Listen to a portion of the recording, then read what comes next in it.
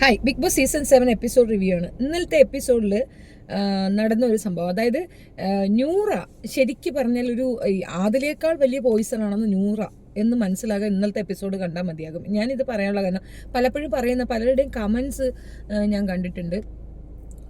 ഞാൻ toxic comments ഒക്കെ hide ചെയ്ത് വെച്ചിട്ടുണ്ട്. ടോക്സിക് കമൻറ്റ് ഞാൻ ഓപ്പൺ ചെയ്ത് നോക്കുമ്പോൾ ഭയങ്കര തെറിവിളിയും മോശം ഒക്കെയാണ്. അതിനകത്ത് മെയിനായിട്ട് എന്ന് പറയുന്നത് ഈ കുട്ടികളെ ഞാൻ ടാർഗറ്റ് ചെയ്യുന്നത്. ഇവർ ഞാൻ ടാർഗറ്റ് ചെയ്യുന്നില്ല. അപ്പം നമ്മൾ പറയുന്ന ഒരു കാര്യം, നമ്മൾ വഴക്കൊക്കെ ഉണ്ടാക്കുമ്പോൾ നമ്മൾ നോർമലി പറയുന്ന ഒരു കാര്യം എന്താണ്, നിങ്ങൾ കുടുംബത്തിൽ പറഞ്ഞതല്ല എന്ന് പറയും. അതെന്തുകൊണ്ടാണെന്ന് അറിയാം. നമ്മൾ കുടുംബം എന്ന് പറയുന്നത്, കുടുംബം ഇൻപമുള്ളത് കുടുംബം, ഓക്കെ. പക്ഷേ അതിനകത്ത് നമ്മൾ കുടുംബത്തിന് കൊടുക്കുന്ന റെസ്പെക്റ്റ്, അവിടെ ഉള്ളവർക്ക് കൊടുക്കുന്ന കൺസിഡറേഷൻ, ഇതൊക്കെ വാലിഡാണ്. നമ്മൾ ഒരു തെറ്റിലേക്ക് പോകാതിരിക്കുന്നതിൻ്റെ മെയിൻ റീസൺ എന്താണ്? നമ്മളുടെ തെറ്റുകൾ കൊണ്ട് ബാധിക്കപ്പെടുന്ന നമ്മുടെ കുടുംബത്തിലുള്ള ബാക്കിയുള്ള അംഗങ്ങളായിരിക്കും എന്നുള്ളതാണ്. അതുകൊണ്ടാണ് ആ കുടുംബ മഹിമ എല്ലാവരും എടുത്തു വെച്ച് പറയണത്. അല്ലാണ്ട് ഇപ്പോൾ ഞാൻ മറ്റേ ഇവിടുത്തെ കോംപ്ലക്സിലുള്ള ആളാണ്, അങ്ങനെയൊന്നുമല്ല. അതാ ഈ ഒരു സർക്കിൾ അത് ഭയങ്കര ഡെപ്തിൽ നമ്മൾ മനസ്സിലേക്ക് എടുത്തിരിക്കുന്ന, ആഴത്തിൽ എടുത്തിരിക്കുന്ന ഒരു സംഗതിയാണ്. അപ്പോൾ അതാണ് കുടുംബത്തിന് തള്ളിപ്പറഞ്ഞ രണ്ട് പിള്ളേരാണത്. കുടുംബത്തിന് തള്ളിപ്പറയുക എന്ന് പറഞ്ഞാൽ അവരുടെ പ്രണയത്തിന് വേണ്ടിയിട്ടാണ് എങ്കിൽ ഓക്കെ, അത് നമുക്ക് അക്സെപ്റ്റ് ചെയ്യാം. പക്ഷേ ശരി, അവരെന്നെ നോക്കിയില്ല, അവരങ്ങനെ അങ്ങനെ ചെയ്തു എന്ന് പുറത്തേക്ക് വന്ന ശേഷം സെക്ഷുവൽ അബ്യൂസ് തൊട്ട് ആ ഉമ്മാ നോക്കിയിരുന്ന തൊട്ട് എന്തെല്ലാമാണ് ആ കുട്ടികൾ ആ പേരൻസിനെ പറ്റി പറഞ്ഞത്. അപ്പോൾ എനിക്ക് എൻ്റേതായ ആറ്റിറ്റ്യൂഡ് അങ്ങനെ ഉണ്ടാവും. പിന്നെ ഇന്നലത്തെ എപ്പിസോഡിൽ ആനിമോൾ ഇരുന്ന് കരയുന്നുണ്ട്, ലാസ്റ്റ് കാണാൻ പറ്റണില്ല, അത്രയും സങ്കടം തോന്നി. സത്യത്തിൽ നമുക്ക് എവിടെയോ റിസംബിൾ ചെയ്യും നമ്മളിലൊരാളായിട്ട് അവളെ. എന്തുകൊണ്ടെന്നറിയാമോ? ഈ മറ്റുള്ളവർക്ക് ഫേവർ ചെയ്ത് സംസാരിക്കുന്നവർക്ക് ഭയങ്കര അക്സെപ്റ്റൻസ് ആണ് സൊസൈറ്റിയിൽ. മറ്റുള്ളവർക്ക് വേണ്ടി ജീവിക്കുക, മറ്റുള്ളവരെ നല്ലത് പറയുക, അവർക്ക് കേൾക്കാൻ ഇഷ്ടമുള്ളത് പറയുക, ആ റിയാലിറ്റി എന്താണെന്ന് പറയാതെ മറ്റുള്ളവർക്ക് വേണ്ടി സ്വയം അങ്ങോട്ട് കുരുതി കൊടുക്കുന്ന ഒരു രീതി പൊതുവിൽ എല്ലാവർക്കും ഉണ്ട്. ആ ഒരു അങ്ങനെ പറയുന്നവർക്ക് കിട്ടുന്ന ഒരു അക്സെപ്റ്റൻസ്, ഇത് തെറ്റാണ് എന്ന് പറയുന്നവർക്ക് കിട്ടില്ല. നമ്മളൊരു തെറ്റ് കാണാൻ തെറ്റിന് തെറ്റ് എന്ന് പറയുന്നവർക്ക് സമൂഹത്തിൽ ഭയങ്കരമായിട്ടുള്ള കല്ലേറുകൾ നേരിടേണ്ടി വരും, മോശപ്പെട്ട രീതിയിൽ അപമാനിക്കപ്പെടും, പല രീതിയിലും ഉണ്ടാകും. നമ്മളത് കണ്ടിട്ട് അയ്യോ അല്ല, സ്റ്റാർഡവും കണ്ട് അല്ലെങ്കിൽ ഒരാളുടെ ഫെയിം കണ്ട് അയാളെ റെസ്പെക്റ്റോട് കൂടി സംസാരിച്ചാൽ ഭയങ്കര, അയാൾ ചെയ്ത ദുഷ്പ്രവർത്തികൾ നമ്മൾ മിണ്ടാൻ പാടില്ല. ഇതാണ് കുഴപ്പം. ഈ ഒരു ടേം തന്നെയാണ് ഇന്നലത്തെ സീസണിൽ ഞാൻ കണ്ടത്. മീൻസ് ഇന്നലത്തെ എപ്പിസോഡിൽ എനിക്ക് കണ്ടത് അങ്ങനെയാണ് മനസ്സിലായത്. ഞാൻ ഇതുവരെ ആദിലെ മാത്രമാണ് ഒരു പോയിസണായിട്ട് വിചാരിച്ചിട്ടുള്ളത്. പക്ഷേ നൂറ ഡയറക്റ്റ് പിൻ പോയിൻ്റാണ്. അതായത് കൃത്യമായിട്ട് നൂറ എത്രത്തോളം അതായത് ക്രൂക്കഡാണ് എന്നുള്ളത് മനസ്സിലാക്കാൻ ഇന്നലത്തെ എപ്പിസോഡ് ധാരാളമാണ്. ഒരു എക്സാമ്പിൾ പറയാം. ഇപ്പം അനീഷ് ഇവരുടെ പ്രോബ്ലം സോൾവ് ചെയ്യാൻ നോക്കിയാണ്. പെട്ടെന്ന് തന്നെ സിങ്ക് ആവൂ, നിങ്ങളിത് പ്രശ്നം ഉണ്ടാക്കത്തില്ലേ, എങ്ങനെയും ഈ പ്രോബ്ലം സോൾവ് ചെയ്തിട്ട് മുൻപോട്ട് പോകാനുള്ള വഴി നോക്കൂ എന്നൊക്കെ അനീഷ് പറയുമ്പോൾ ഒരു പരിധി വരെ അനുമോളത് തയ്യാറാകുന്നു, ഓക്കെ സംസാരിക്കാം എന്നുള്ള ടൈമിൽ തയ്യാറാകുന്നു. അപ്പോൾ ആദില വരുന്നു. ആദിലയുടെ ആ സംസാരം ഉണ്ടല്ലോ, ഒരാളെ എങ്ങനെ തകർക്കാം, മെൻ്റലി എങ്ങനെ ഇടിച്ചിടാം എന്ന് ആ പെണ്ണിനെ അറിയാം കേട്ടോ. അത്രത്തോളം ക്രിമിനലാണ് അതിൻ്റെ വായിൽ വരുന്നത്. ഒപ്പോ അത് പറയുന്നതായിട്ടില്ലേ, നമുക്ക് അഭിനയിക്കാൻ അറിയത്തില്ല, എൻ്റെ ഫീൽഡ് ആവുന്നില്ല, അപ്പം നിനക്ക് അങ്ങനെ ഒരു ഫീൽഡ് കിട്ടിയാൽ നിനക്ക് പോകത്തില്ലേ? അത് ആ ഫീൽഡിലുള്ളവരൊക്കെ മോശപ്പെട്ടവരാണെന്നാണ്, അഭിനയിക്കുന്നവരൊക്കെ മോശപ്പെട്ടവരാണെന്നാണോ അർത്ഥം? അങ്ങനെയാണെങ്കിൽ മോഹൻലാൽ അതിനകത്ത് അഭിനയിക്കുകയാണ്. മോഹൻലാൽ അഭിനയിച്ചു, അങ്ങനെയാണ് അതിനകത്ത് വന്നിട്ടുള്ളത്. അതുകൊണ്ട് അദ്ദേഹത്തിനൊരു ക്വാളിറ്റി ഇല്ലേ? അയാൾ പറയണതൊന്നും കറക്റ്റ് അല്ലേ? അങ്ങനെ ഒരു ലെവലാണുള്ളൂ പറഞ്ഞാൽ. അതായത് അതാരും മനസ്സിലാക്കുന്നില്ല എന്നുള്ളൂ. പിന്നെ രണ്ടാമത് പറയണത് എന്താണ്, നമ്മുടെ കൂടെ നിൽക്കുന്നവർ നമ്മൾ അങ്ങനെ ചെയ്തു, നമ്മളിങ്ങനെ, ഇവർ ചെയ്തത് ഇവർക്ക് മറന്നുപോയി. ഇവർ ഒരു സൗഹൃദത്തിനെ എത്രത്തോളം കുളമാക്കാമോ അതിൻ്റെക്കാൾ മാക്സിമം കുളമാക്കിയിട്ടുണ്ട്. അനുമോള് ഓരോ തവണയും അപമാനിക്കപ്പെടുമ്പോഴൊക്കെ തന്നെ ഇവർ മൗനമായിട്ടിരുന്നിട്ടേ ഉള്ളൂ. ഒരിക്കലും സപ്പോർട്ട് ചെയ്ത് ഞാൻ കണ്ടിട്ടില്ല. തിരിച്ച് ലക്ഷ്മിയോടൊപ്പം ഇവർ ഫൈറ്റ് ചെയ്യുമ്പോൾ ലക്ഷ്മിയോട് അനുമോള് ഫൈറ്റ് ചെയ്ത് ഞാൻ കണ്ടിട്ടുണ്ട്. അതിൻ്റെ ആവശ്യം പോലും ഇല്ല അവൾക്ക്. അവളെ പാട് നോക്കി ഇരുന്നാൽ മതി. പക്ഷേ അങ്ങനെ ചെയ്തിട്ടുണ്ട്. കോംപ്രമൈസിന് വിളിക്കുന്ന സമയത്ത് ആദില തെറ്റിദ്ധരിച്ചിരിക്കുന്നത് അനുമോളാണ് ഈ ഒരു സീസൺ ഈ ലാസ്റ്റ് വീക്കിലേക്ക് എത്തുന്ന നൂറയുടെ ആ ഒരു സാധനം ഉണ്ടല്ലോ, അതിനെ എടുത്ത് കളിയാക്കി പറഞ്ഞു എന്ന് വിചാരിക്കുന്നത്. അപ്പോൾ അനീഷ് പറയുന്നുണ്ട്, അല്ല അങ്ങനെയല്ല, അത് നൂറ പറഞ്ഞിട്ടാണ് പറഞ്ഞത്. നൂറയെ വിളിച്ചു വരുത്തുന്നു, അനുമോൾക്ക് ഇഷ്ടമില്ല, എന്നിട്ടും ഇരിക്കുന്നു. നൂറ വന്ന് എടുത്താക്കിലേ പറയണത് എന്താണ്, അതെ ഞാൻ പറഞ്ഞു, ജോലിയൊന്നും ചെയ്യാത്തതുകൊണ്ട് ഞാൻ പറഞ്ഞു, ഇവള് PR ബലത്തിലാണ് നിൽക്കുന്നത്. അതിൻ്റെ ആ ഒരു ക്രിമിനൽ വശം നിങ്ങൾക്ക് മനസ്സിലാവുന്നില്ല. ഒരു വ്യക്തി ഇത്രയും ദിവസം അവിടെ നിന്നു, അവൾക്ക് യാതൊരു ക്രെഡിബിലിറ്റിയും ഇല്ല, പുറത്ത് PR അവൾ അവിടെ നിലനിർത്തിയിരിക്കുന്നതെന്ന് പറയുന്ന ഏറ്റവും ഭയാനകമായ ഒരു കുറ്റച്ചാട്ടാണത്. അത് എത്രത്തോളം ഭയാനകമാണെന്ന് അത് മനസ്സിലാവുന്നവർക്കേ മനസ്സിലാവുള്ളൂ. ഇവളുമാർ അവിടെ നിൽക്കുന്നത് ഇവളുമാർക്ക് പുറത്ത് PR ഉള്ളതുകൊണ്ടാണെന്ന് തിരിച്ചൊന്ന് പറഞ്ഞു നോക്കൂ. അപ്പം മനസ്സിലാകും ഇവക്ക് പുറത്ത് ആളുകളുണ്ട് അതുകൊണ്ടാണെന്ന് പറഞ്ഞാൽ എങ്ങനെ ഉണ്ടാകും. PR മീൻസ് പണം കൊടുത്ത ആളുകളെ വെച്ചിരിക്കുന്നു എന്നാണ്, അല്ലാണ്ട് അവളെ ഇഷ്ടപ്പെടുന്നവരല്ല പുറത്തെന്നാണ് പറയണത്.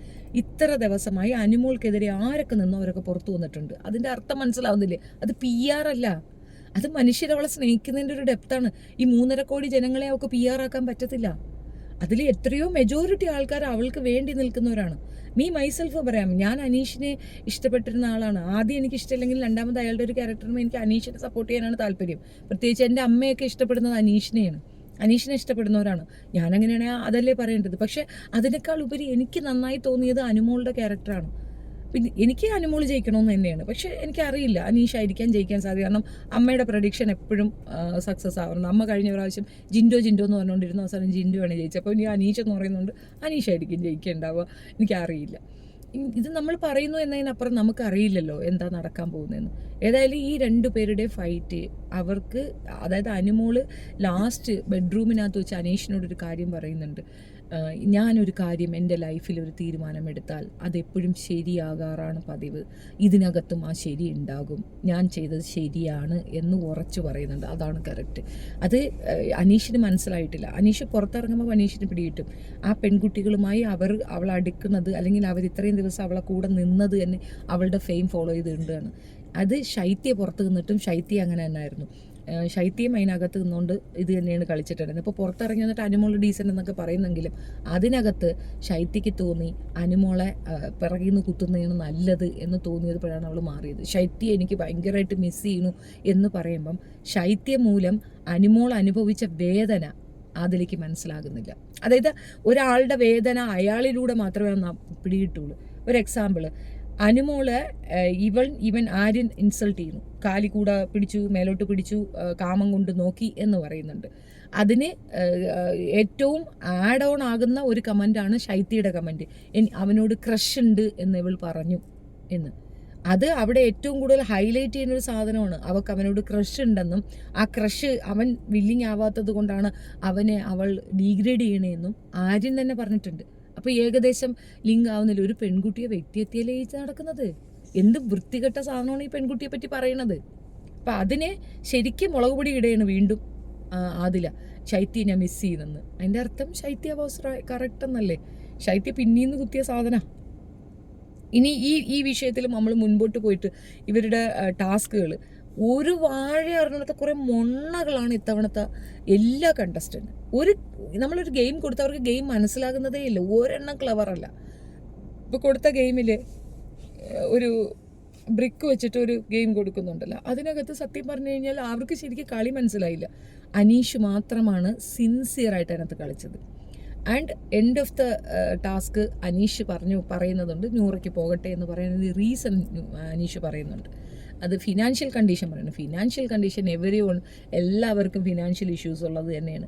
വീട്ടിൽ നിന്ന് പുറത്താക്കപ്പെട്ടതല്ല, വീട്ടിൽ നിന്ന് പുറത്തേക്ക് ചാടിയതാണ് തോന്നിവാസം കണക്ക് ജീവിക്കാൻ. അവർക്ക് 3.5 ലക്ഷമോ 50 ലക്ഷമോ കിട്ടിയാൽ അവരത് സെക്യൂർ ആക്കുമെന്ന് തോന്നുന്നുണ്ടോ അനീഷ്യൻ ടീമിന്? നെവർ. അവരതുകൊണ്ട് അടിച്ച് പൊളിച്ച് നടക്കുന്നതിനപ്പുറം ലൈഫിൽ ഫ്യൂച്ചർ പ്ലാൻ ഇല്ലാത്ത 2 എണ്ണമാണ് ആ 2 എണ്ണം. ഫ്യൂച്ചർ എന്ന ഒരു കാര്യം അവരുടെ മനസ്സിലുണ്ടെങ്കിൽ അവരിതുപോലെ സ്വന്തം പേരൻസിനെ അവഹേളിക്കത്തില്ല. നമ്മൾ എൻഡ് ഓഫ് ദ ഡേ എന്ത് ക്രൈം ചെയ്താലും നമ്മളുടെ അമ്മമാർ നമ്മളെ അക്സെപ്റ്റ് ചെയ്യും. എത്ര ക്രൈം ചെയ്താലും നമ്മുടെ അമ്മമാർ നമ്മൾ ചെന്ന് അമ്മാന്നൊന്ന് വിളിച്ചു നോക്കിയാണ് നമ്മളെ അമ്മമാർ അക്സെപ്റ്റ് ചെയ്യും. അവരെ ഇത് മെൽറ്റാകും. ആ അമ്മയാണ് ഒരു ക്രിമിനലായിട്ട് അവൾ ചിത്രീകരിക്കുന്നത്. എത്ര വൾഗറായാണ് ആ പെൺപിള്ള 2 എണ്ണം സ്വന്തം പേരൻസിനെ ചിത്രീകരിക്കുന്നത്. ശരി, അതിലേക്കൊന്നും പോകുന്നില്ല. അനുവിൻ്റെ PR ആണോ അല്ലയോ എന്നുള്ളത് ഇപ്പം നമ്മൾ ഒരു വോയിസ് ഇട്ടപ്പോൾ നിങ്ങൾക്ക് തെളിഞ്ഞിട്ടുണ്ടാവില്ല. അനുവിന് PR എന്നുള്ളതായിട്ട് എനിക്ക് ഫീൽ ചെയ്തിട്ടില്ല. ഇവർ തമ്മിലുള്ള റിലേഷൻഷിപ്പ് മുൻപോട്ട് കൊണ്ടുപോകാത്തതാണ് അനുവിന് സേഫ്. ഇനി ഈ ഒരു വിഷയത്തിൽ അനുമോള് ആണോ ശരി, ആദില നൂറയാണോ ശരി എന്നുള്ളത് പൊതുജനത്തിന് മനസ്സിലാവില്ല. അതിനകത്ത് വരുന്ന കമൻസിൽ അത് കൃത്യമായിട്ട് പറയുന്നുണ്ടല്ലോ. എന്തായാലും ഷാനവാസ് പുറത്തു പോയപ്പോൾ ഷാനവാസിന് ശരിക്ക് ഇത് കാണിച്ചു കൊടുത്തിട്ടില്ല എന്നുള്ള തെളിവാണ് ഷാനവാസ് വന്നിട്ട് അനുമോൾക്കെതിരെ ടാർഗറ്റ് ചെയ്യുന്നത്. ഇനി അക്ബറിൻ്റെ കേസായിരുന്നാലും ഏറ്റവും വലിയ കുത്തിത്തിരിപ്പൻ അവനാണ്. നെവീന് ഒരു പകുതി കഴിയുമ്പോൾ ഒരു മനസ്താപം വരുന്നുണ്ട്. എല്ലാവരോടും അവളെ ടാർഗറ്റ് ചെയ്യുന്നുണ്ടോ, അത് ചെയ്യണ്ട എന്നൊരു ഫീലിംഗ് നെവിന് വരുന്നുണ്ട്. പക്ഷേ നെവിന് പറഞ്ഞു തിരുത്തുന്നത് അക്ബറാണ്. അതാണ് ഞാൻ പറഞ്ഞത്, ഏറ്റവും ആ കൂട്ടത്തിൽ ഏറ്റവും വൾഗർ മെൻറ്റാലിറ്റി ഉള്ളത് അക്ബറാണ്. ഏറ്റവും കൂടുതൽ PR ഉള്ളതും അക്ബറിനാണ്. ഇത്രയും നെഗറ്റീവായിട്ട് അവിടെ സംസാരിച്ചിട്ടും അവൻ പുറത്താകാതെ അവിടെ നിൽക്കുന്നുണ്ടെങ്കിൽ അത് PRൻ്റെ ബലമാണ്. അല്ലാതെ ഇതല്ല. മാക്സിമം ബിഗ് ബോസ് അവനെ സേവ് ചെയ്യാൻ ശ്രമിച്ചുകൊണ്ടേയിരിക്കുന്നുണ്ട്. ഫിനാൻഷ്യൽ കണ്ടീഷൻ ആയിരുന്നാൽ ഒക്കെ അവനെ മാക്സിമം ശ്രമിച്ചുകൊണ്ടേയിരിക്കുന്നു. ഒരു ഗെയിം കൊടുത്താൽ പോലും അതിനകത്ത് പോലും ഈ ബിഗ് ബോസിൻ്റെ കൈയുണ്ട്. ഒരു മൈന്യൂട്ട് മിസ്റ്റേക്കിന് ബാക്കിയുള്ളൊരു കിക്ക് ഔട്ട് ആക്കും. അവൻ എന്ത് മിസ്റ്റേക്ക് വന്നാലും അത് ഹൈലൈറ്റ് ചെയ്യത്തില്ല. ഈ ബ്രിക്ക് ഗെയിമിൽ പോലും ആദ്യവും രണ്ടാമതും വാണിംഗ് കൊടുത്തിട്ടും അക്ബർ മിസ്റ്റേക്ക് ചെയ്യുന്നുണ്ട്. അത് അസാധുവാക്കുകയാണ് ചെയ്യേണ്ടത്, പക്ഷെ അത് ചെയ്യുന്നില്ല. മിസ്റ്റേക്ക് എന്ന് പറയുന്നത് ഓൺ ടൈമേ പാടുള്ളൂ. പിന്നെ മിസ്റ്റേക്ക് വന്നതിനെ മിസ്റ്റേക്ക് എന്നല്ല പറയുക, തോന്നിവാസം എന്നാണ് പറയുക. അത് അയാൾ ചെയ്തിട്ടുണ്ട്. പിന്നെ അങ്ങോട്ടും ഇങ്ങോട്ടും ഒക്കെ പോകുമ്പോൾ ആ പെൺകുട്ടിയെ കളിയാക്കിക്കൊണ്ട് പാട്ട് പാടുന്ന ഇവന് ഞാനൊന്നും പറയുന്നില്ല. നമുക്ക് വരദാനമായി കിട്ടിയതാണ് ഈ വോയിസ് പാടാനുള്ള ഒരിത്. നമുക്ക് കിട്ടിയ ആ ഏറ്റവും നല്ല ആ ഒരു കഴിവിനെ മറ്റൊരാളെ ഡീഗ്രേഡ് ചെയ്യാനല്ല ഉപയോഗിക്കേണ്ടത്. അവൾ അത്രയും വലിയ മിസ്റ്റേക്കൊന്നും ചെയ്തിട്ടില്ല. അവൾ പറഞ്ഞത് കൃത്യമാണ്. അത് പറഞ്ഞത് സാബുമോൻ്റെ അടുത്താണ്, ആദിലയുടെ അടുത്താണ്. അവർ തമ്മിലാണ് ക്ലാഷ്. എന്തിനാണ് അക്ബർ അവളെ ടാർഗറ്റ് ചെയ്യുന്നത്? അക്ബറിനോട് അവൾ എന്തെങ്കിലും പറഞ്ഞു? അതായത് കഴിഞ്ഞ ആഴ്ച അവർ മിസ്റ്റേക്ക് ചെയ്തു എന്ന് ഈച്ച് ആൻഡ് എവരി വൺ പറഞ്ഞു. അതിൽ അക്ബറിൻ്റെ പേര് ആദ്യം സൂചിപ്പിച്ചതും എടുത്തു പറഞ്ഞതും ഷാനവാസാണ്. അക്ബറിന് ഷാനവാസിനോട് പ്രശ്നമില്ല. അതെന്താണ് അനുമോളോട് പ്രശ്നം? അതായത് അനുമോൾ അവിടെ നല്ലൊരു സ്ട്രോങ് കണ്ടസ്റ്റൻ്റ് ആണ്. അവൾ പുറത്തേക്ക് പോവുക എന്നുള്ളത് ആവശ്യം അക്ബറിൻ്റെതാണ്. ആ ആവശ്യത്തിന് വേണ്ടിയിട്ടാണ് ഈ വർത്തമാനങ്ങൾ പറയുന്നതെന്നാണ് ചുരുക്കം. ആകെ മൊത്തത്തിൽ മറ്റൊരു തലത്തിലേക്ക് ഗെയിമിനെ കൊണ്ടെത്തിക്കാൻ അക്ബറിനെ പോലുള്ള ക്രൂക്കഡ് മെൻറ്റാലിറ്റികൾക്ക് സാധിക്കുമെന്നുള്ളതാണ് സത്യം. ഒരുപാട് ഉപദ്രവങ്ങൾ അനുമോൾക്ക് നേരിടേണ്ടി വന്നിട്ടുണ്ട്. കപ്പ് കിട്ടുന്നുണ്ടോ ഇല്ലയോ എന്നൊന്നും എനിക്കറിയത്തില്ല, പക്ഷേ ഷീ ഡിസേർവ്. അത് ഉറപ്പായ ഒരു കാര്യമാണ്. ഇനി ഇതിനകത്ത് ലാസ്റ്റ് മൊമെൻറ്റിൽ അവളിരുന്ന് കരയണത് അത് ട്രൂ ആണ്. അത് അത്രത്തോളം വേദനിച്ചിട്ടാണ് ആ പെങ്കൊച്ചിരുന്ന് കരയണത്. പാവം, ഒന്നും പറയാനില്ല. നിങ്ങളുടെ അഭിപ്രായം കമൻറ്റ്